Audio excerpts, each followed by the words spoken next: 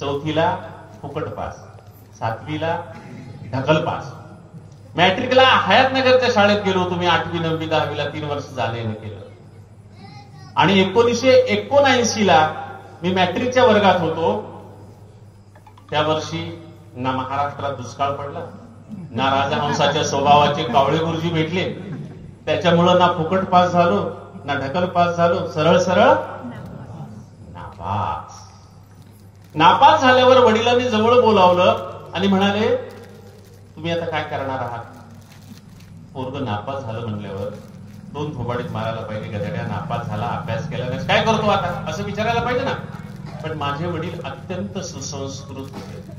त्यांनी आयुष्यात कधीही आमच्या अंगाला 5 बोटं लावली नाहीत, मारलं नाही, कुणालाच नाही.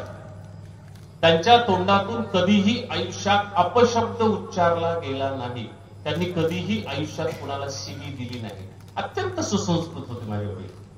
कदाचित त्यांच्यातलंही सुसंस्कृत माझ्यामध्ये आला असेल, ते माझ्या कवितेला उपयोगी पडला असेल. असे सुसंस्कृत वडील होते आणि ते रागावले की जास्त सुसंस्कृत व्हायचे. त्याच्यामुळे ते जेव्हा म्हणाले की तुम्ही आता काय करणार आहात, तेव्हा लक्षात आलं की प्रकरण लई बिघडलेलं आहे. म्हटलं रागावलेले. आम्ही खालमाने घातली, आपण जे सांगणार आहात तेच आम्ही करणार आहोत.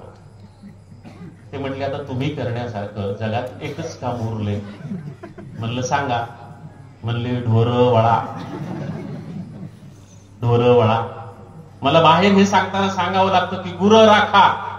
त्यांना कळत नाही ढोरं वळा हा शब्द, आपल्याकडचा ढोरं वळा हा शब्द. मी ढोरं वळले.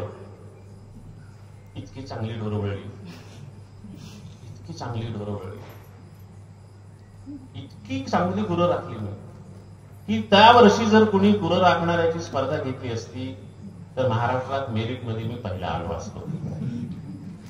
पण गुरं राखणाऱ्याची कोणी स्पर्धा घेत नाही. महाराष्ट्राच्या आणि कर्नाटकच्या बाउंड्रीवर दवण हिप्परगा नावाचं गाव आहे. त्या गावामध्ये गुराख्यांच्या स्पर्धा घेतात, सालगड्यांच्या स्पर्धा घेतात, शेतमालकाच्या स्पर्धा घेतात.